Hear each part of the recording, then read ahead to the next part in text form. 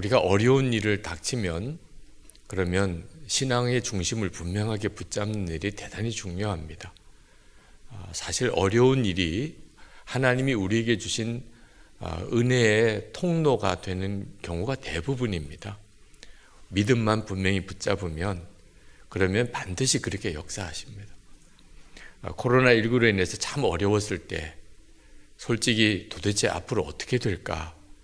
교회 문제도 나라 문제도 전 세계도 그런 답답한 마음으로 하나님께 기도했던 적이 있었는데 그때 하나님이 저에게 두 가지 명확한 말씀을 주셨습니다. 하나는 걱정을 하지 말라는 겁니다. 그러고 보니까 마음에 성령의 감동이 있었어요. 걱정할 일이 아니구나. 하나님은 우리가 어떤 어려운 문제에 부딪혔을 때 걱정하는 것을 너무 싫어하십니다. 왜냐하면 그것은 하나님을 믿지 않는다는 뜻도 되니까요. 그러니까 하나님이 모르시지 않은 일이잖아요. 우리는 생전 처음 겪는 일이지만 하나님이 모르실 리가 없잖아요. 하나님에게 방법이 없으실까요? 그럴 리도 없잖아요. 그러면 사실 걱정할 일은 아니죠. 그리고 하나님이 주셨던 두 번째 말씀이 어떤 상황에서든지 하나님이 기뻐하실 것이 무엇인가만 생각하고 순종하기만 하면 된다는 겁니다. 그 말씀도 너무 명확하더라고요. 그렇구나. 어떻게 해야 될까 고민할 것 없이 그저 하나님 이 시간에는 어떻게 하기를 주님이 기뻐하시나요? 무슨 말을 할까요? 내가 어떻게 행동할까요? 그것만 주님께 묻고 깨달아지면 그대로 살면 되는 겁니다. 그러면 지나고 나면 반드시 그 일이 간증이 된다는 겁니다. 고난이, 어려운 일이. 그래서 사도 바울이 에베소서 5장 10절에 그 말씀을 하신 거예요. 오늘 본문 말씀을 성경을 가져오신 분들은 한번 다 찾으셔서 함께 읽겠습니다. 10절만 같이 읽겠습니다. 시작. 주를 기쁘시게 할 것이 무엇인가 시험하여 보라.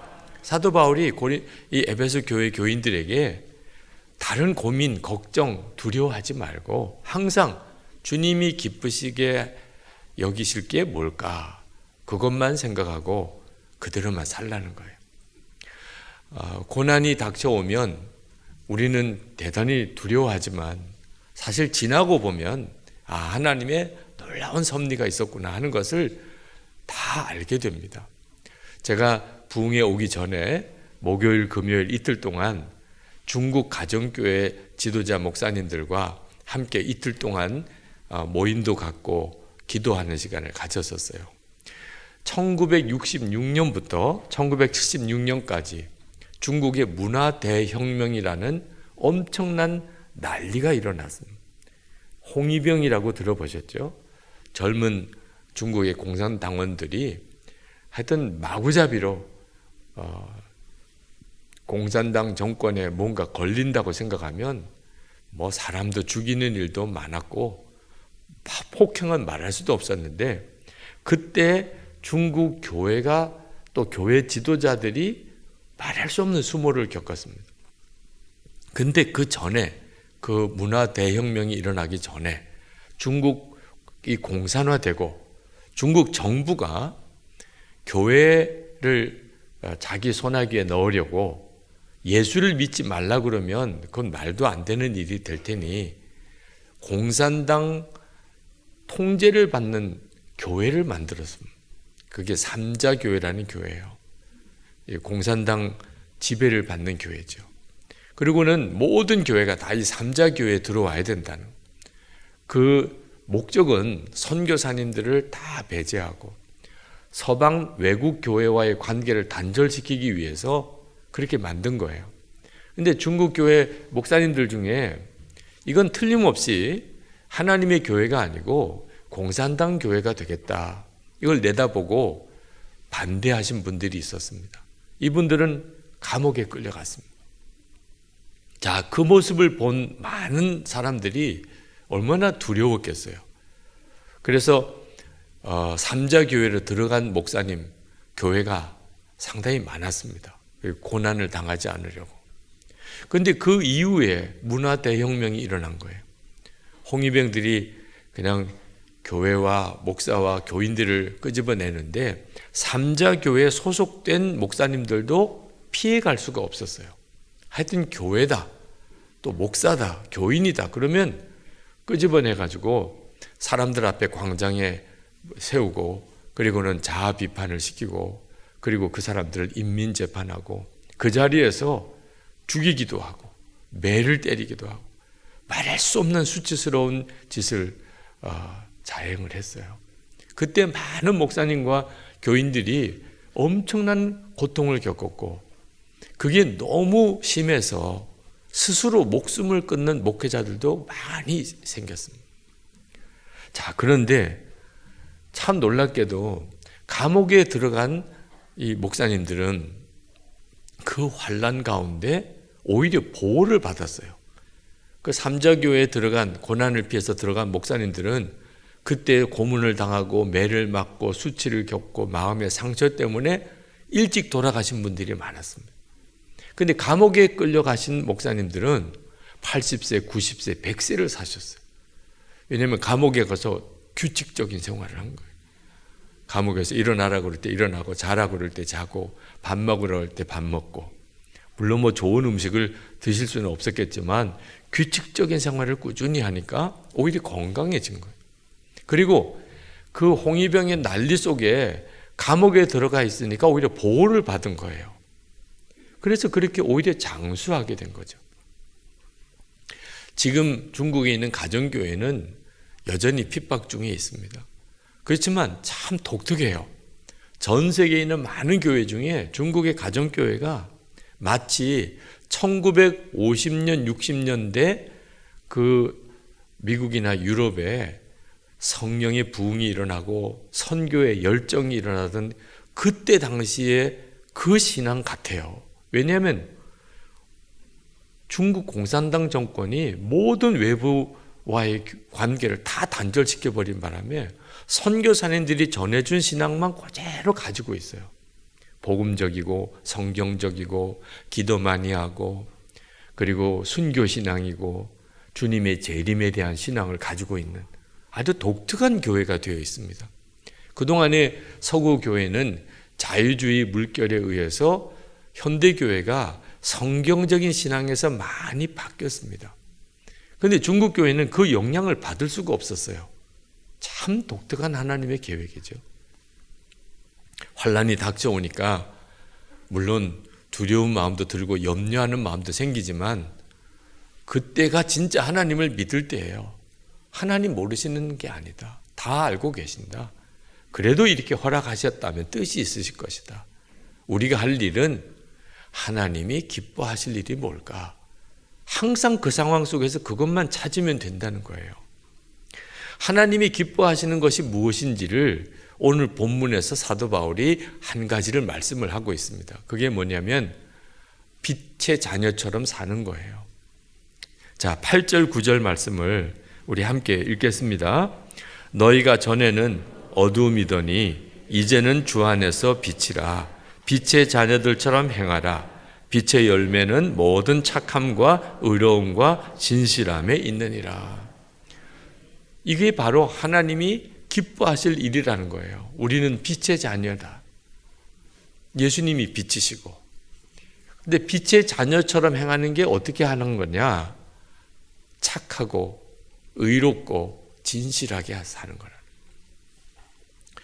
여러분 코리텐붐 여사라고 들어보셨을 거예요. 세계 제2차 대전 때 이 독일 나치 정권이 유대인들을 말할 수 없이 핍박했죠. 그때 네덜란드 사람이면서도 그 유대인들을 보호해 주다가 그게 발각이 되어서 나치에 의해서 감옥 생활을 했는데 유대인들도 겪었던 똑같은 고난을 겪었어요.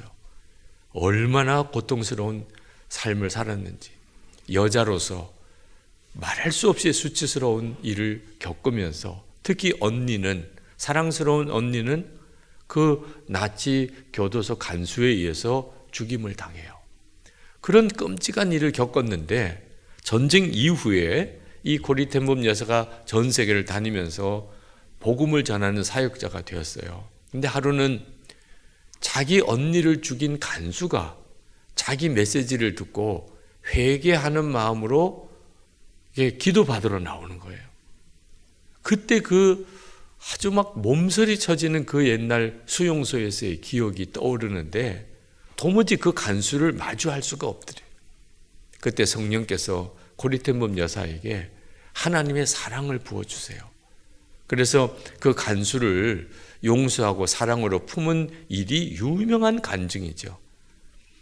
하여튼 이런 사례가 되어서 전 세계 전쟁 이후에 영적 부흥의 큰 일을 감당했던 분이 이 고리텐범 여사인데, 그분이 어떻게 그런 믿음을 가졌나?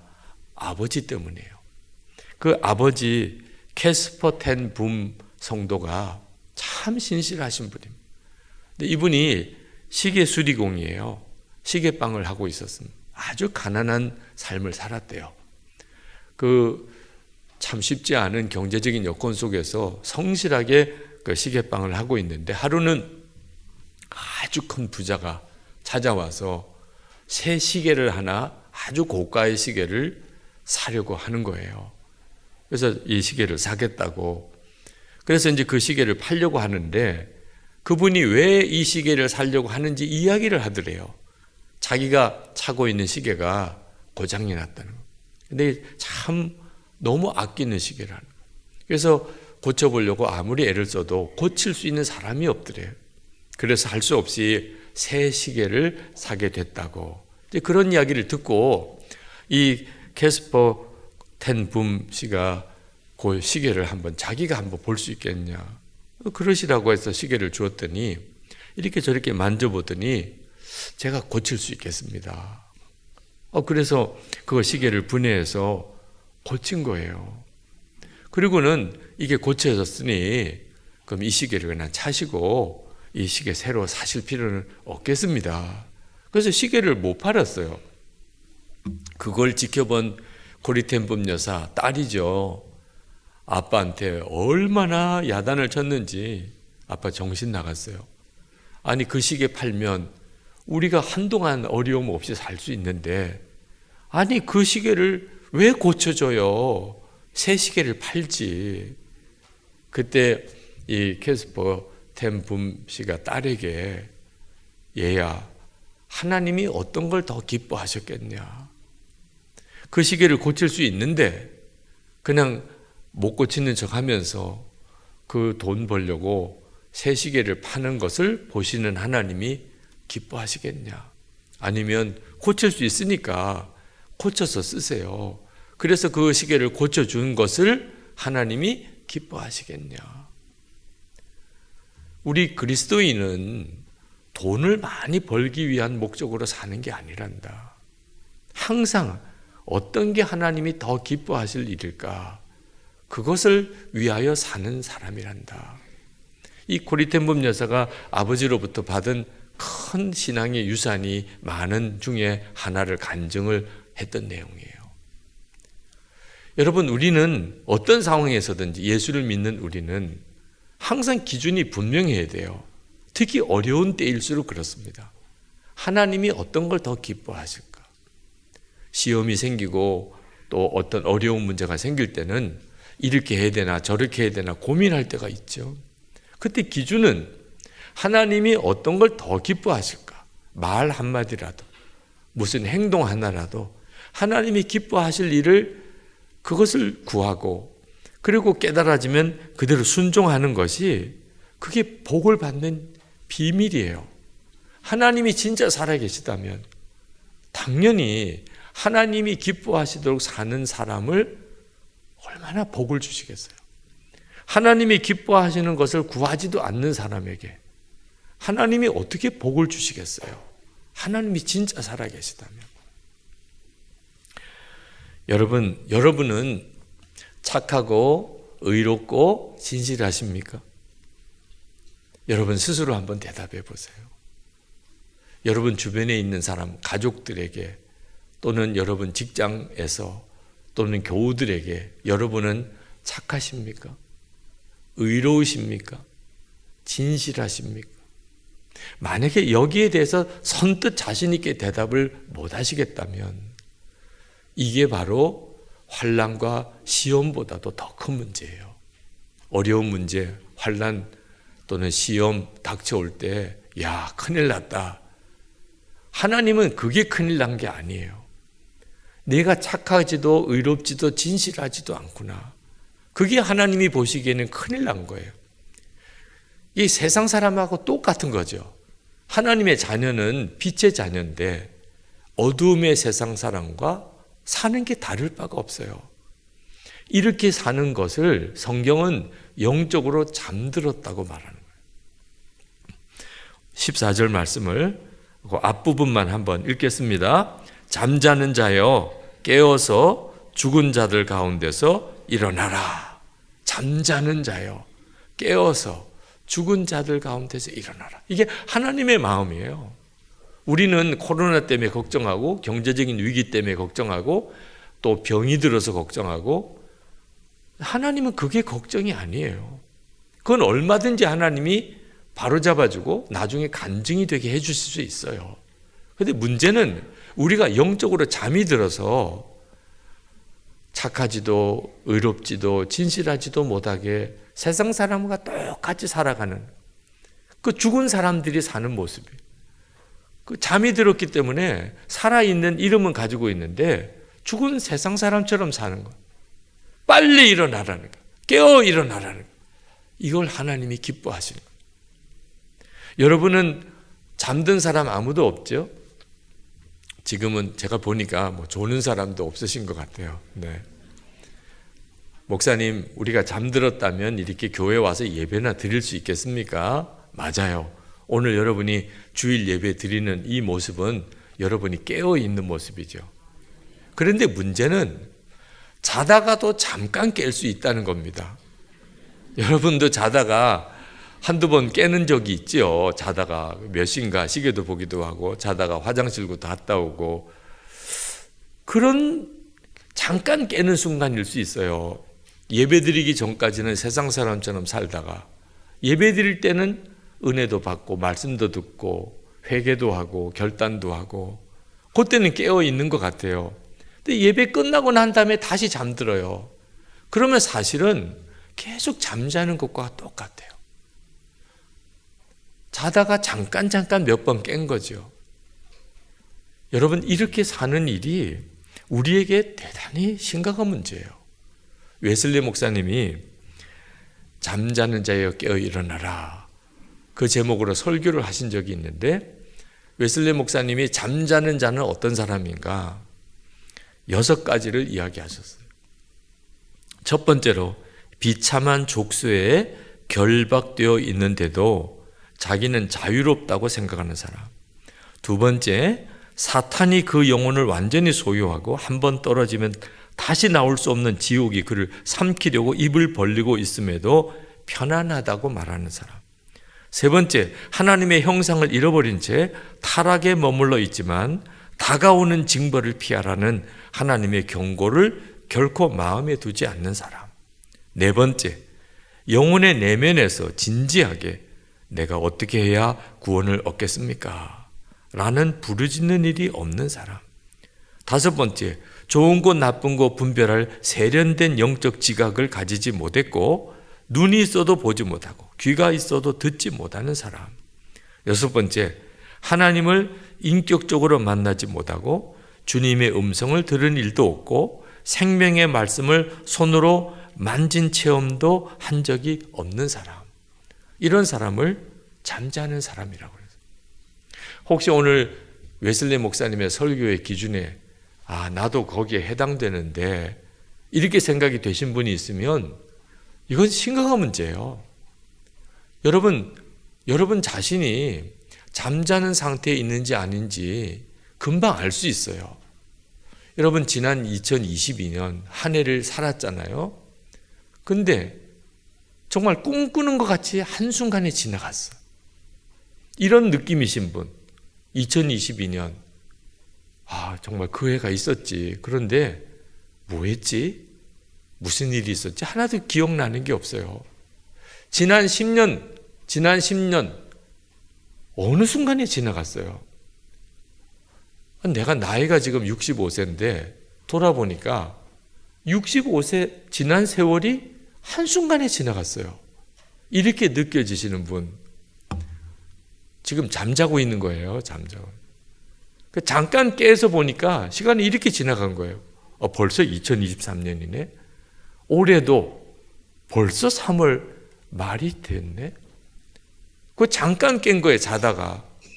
그러다가 눈 떠보니까 주님 앞이에요. 이렇게 사는 거예요.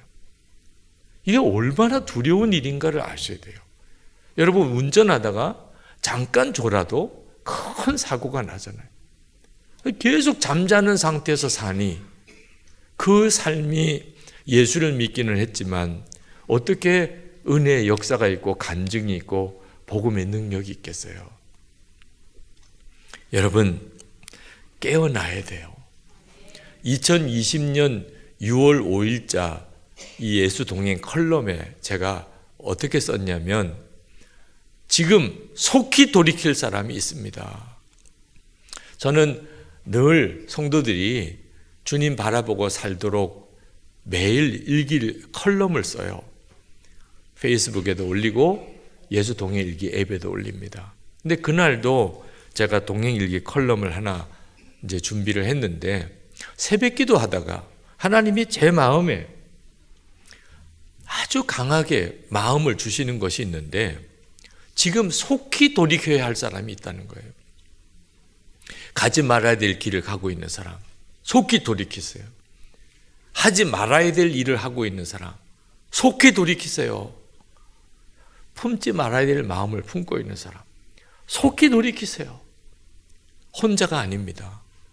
허다히 많은 증인들이 보고 있습니다. 예수님께서 마음에 계십니다. 정신 차리세요. 그런 마음이 새벽 기도하는 중에 드는데 누군가에게 하시는 말씀 같아요. 그래서 오늘은 이 말씀을 컬럼에다가 써야 되겠구나. 그래서 그날 컬럼을 썼어요.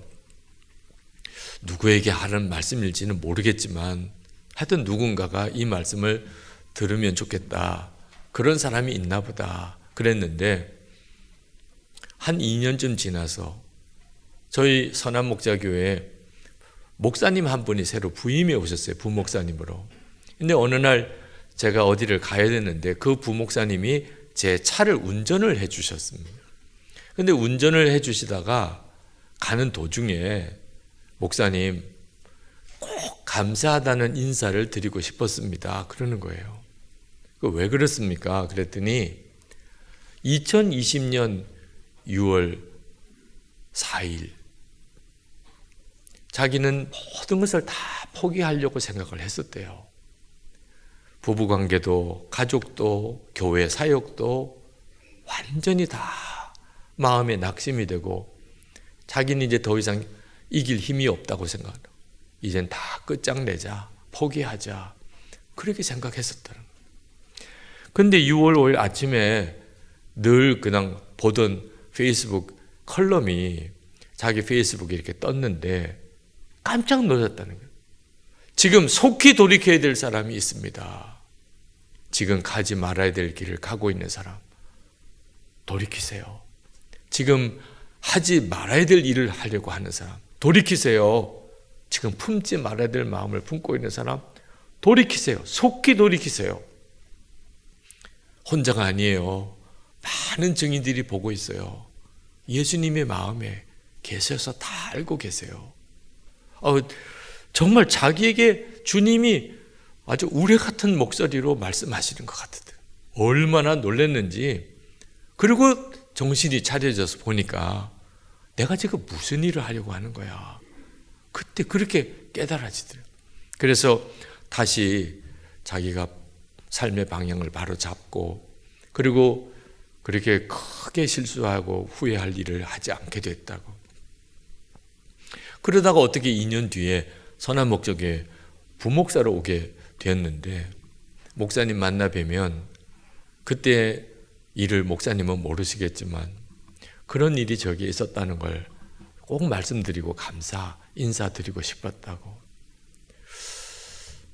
여러분, 정신 똑바로 차려야 될 때가 있습니다.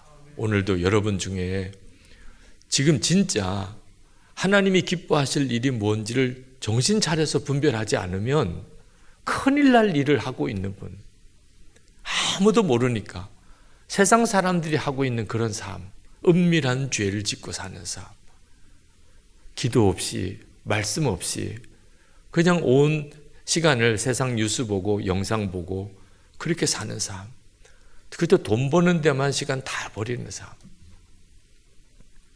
정말 정신 차려야 되는 거죠. 사도 바울은 주님을 기쁘시게 할 게 뭘까 늘 생각해 보라. 우리가 영적으로 잠이 든 현상 중에 대표적인 것이 이게 불평과 원망이 많아지는 겁니다. 우리가 살다 보면 가족이나 또는 세상 직장 동료나 또는 이웃 사람이나 또는 우리 교우들 사이에 못마땅한 일이 많아요. 왜 저렇게 살까? 왜 저렇게 문제가 많을까? 왜 나를 이렇게 힘들게 할까?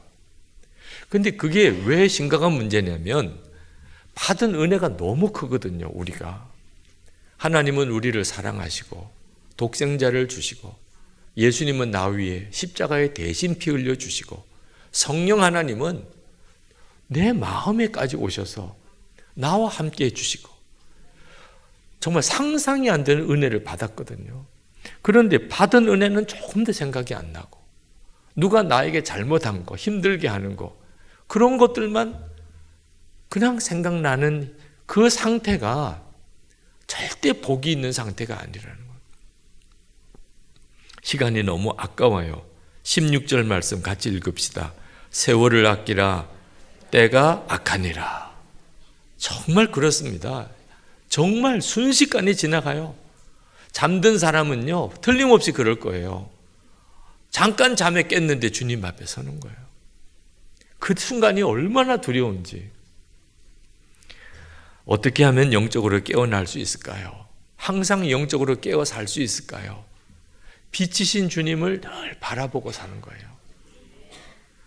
14절 다시 한번 처음부터 끝까지 읽어봅시다. 그러므로 이르시기를 잠자는 자여 깨어서 죽은 자들 가운데서 일어나라. 그리스도께서 너에게 비추이시리라 하셨느니라. 여러분, 예수님은 빛이세요. 그래서 우리가 주님을 바라보면 빛을 경험해요. 그래서 나 자신을 보게 되고 영적으로 깨어나게 돼요. 근데 주님이 빛이시라도 주님을 바라보지 않고 세상을 바라보면 빛이신 주님이 오히려 내게는 그늘이 지게 만들어요. 그래서 심령이 상해요. 세상 사람과 똑같이 살아요. 한 번은 어떤 분이 저에게 메일을 보냈는데 읽다가 깜짝 놀랐어요. 목사님, 사실 저는 목사님을 바로 앞에서 뵙고 한 5분 정도를 함께 걸었던 적이 있습니다. 그날 저는 아이 손을 잡고 역을 향해 걸어가고 있었습니다. 그런데 앞서 가시는 분이 약간은 느린 듯한 걸음으로 휘청휘청 걸어가고 있었고 사람들이 인사하기에 누군가 했는데 목사님이셨습니다. 무언가 생각하시며 혼자 걸으시는 모습이 인상적이었습니다. 저는 따르고 싶은 선배님으로 생각하고 있었기에 앞서지 않고 길이 갈라지는 순간까지 숨죽이며 목사님 뒤에 있었지요. 소름이 끼치더라고요. 아니, 제가 지하철 타고 어디를 갔다 오는 길에 누군가가 내 뒤에서 계속 나를 5분 정도 따라오면서 그렇게 지켜봤다는 거예요. 그때 제 모습이 어떤 모습이었을까? 약간은 느린 듯한 걸음으로 휘청휘청 걸어가고 좀 씩씩하게 좀 걸었으면 얼마나 좋았을까? 그 모습, 그런 글을 읽는데 너무 창피한 느낌도 들어요. 그러면서 생각이 들더라고. 나만 나를 모르는 거지. 다른 사람은 다 나를 보고 있어요. 그걸 정말 깨달아야 되겠구나. 내가 어떻게 살고 있는지, 잘 살고 있는지, 지금 못 살고 있는지 다른 사람은 다 알아요. 가족들이 알고 있고 주변 사람이 다. 나만 모르는 거예요, 나만. 근데 사람들은 제 외모만 보는 거죠. 걸음걸이가 어떠냐, 표정이 어떠냐. 근데 주님은 제 마음 내면까지 다 보세요. 그래서 예수 동행 일기를 쓰게 된 거예요. 빛이신 주님을 날마다 바라보지 않으면 그러면 영적인 잠든 삶을 살아요. 절대로 빛의 자녀답게 못 삽니다. 그러다가 나중에 가서 후회에 막급한 삶을 살아요. 하나님이 기뻐하지 않는 삶을 살고 어떻게 복을 받아요? 그래서 항상 주님을 바라보고 살아야 되겠다. 매일 주님을 바라보고 내 삶을 돌이켜 봐야 되겠다. 그래서 예수 동행 일기를 쓴 겁니다. 여러분 오늘도 일어나서 교회 올 때까지 거울을 아마 여러 번 보셨을 거예요. 그죠? 다 그런 모습이에요. 머리도 잘 다듬으셨고 또 화장도 잘 나오셨네요. 네, 잠옷 입고 오신 분도 없으시고 다 거울 보고 오늘 내가 예배드리러 가야 되는데 혹시 뭐 묻지는 않았나, 머리는 흐트러지지 않았나, 옷은 잘 입고 가나. 그러니까 우리가 이렇게 사는 거예요. 거울을 늘 보고 사니까. 영적으로도 똑같아요. 만약에 여러분이 아마 하루를 거울을 안 보고 살았다. 아침에 눈 뜰 때부터 저녁까지. 그러면 사람들이 여러분을 보고 저 사람 정신없이 사네. 어떻게 머리는 저렇게 하고 뭐 묻었는지도 모르고 어떻게 또 옷은 저런 옷을 입고 그럴 거예요. 하루만 거울을 안 보고 살아봐요. 일주일을 거울을 안 본 사람 아마 여러분 이야기하고 싶지도 않을 거예요. 일주일을 거울을 안 보고.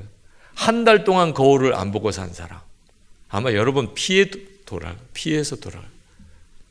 그런데 우리가 영적으로는 한 달도 1년도 거울을 안 본 사람처럼 사는 거예요. 우리가 항상 주님을 생각하는 이유가 주님을 생각하면 내가 어떻게 사는지를 보여요. 이렇게 매일 산 사람과 매일 TV 보고 영상 보고 인터넷 뉴스나 보고 그리고 세상 사람들 만나고 세상 일 하고 그리고는 저녁에 피곤해서 자고 이렇게 1년을 산 사람과 똑같겠어요? 완전히 달라요. 예수 동행 일기를 쓰시라고 그러면 다들 힘들다, 어렵다, 부담된다 말씀하지만 주님과 늘 동행하는 삶을 살기 위해서 그렇게 사는 거예요. 기도는 했는지, 성경을 읽었는지, 오늘 내가 주님은 생각했는지, 주님을 기쁘시게 하는 말과 행동은 하고 살았는지 매일 점검하니까 문제가 있어도 하루로 끝나는 거죠. 그런데 그 점검을 안 하고 살면 그러면 자기가 자기 자신을 몰라요. 그리고는 깊은 영적 잠에 빠져버려요. 나중에 크게 후회가 되는 거죠. 저는 이번 매화교회 부흥회 때 여러분에게 정말 예수님을 잘 믿으시라. 그동안 잘 믿으셨잖아요. 그죠? 교회 생활 잘 성실히 하셨고. 그러나 이제는 특별히 영적으로 어려운 때예요. 그저 교회만 다녔다가는 큰일 날 때예요. 코로나 때 경험해 보셨잖아요. 교회 못 나오게도 하잖아요. 예수님 정말 바라보며 주님과 동행하는 삶이 아니라면 여러분 어떤 때는 믿음 지킬 보장이 없을 수 있어요. 주님과 동행하는 삶을 놓치지 않으시기 바랍니다.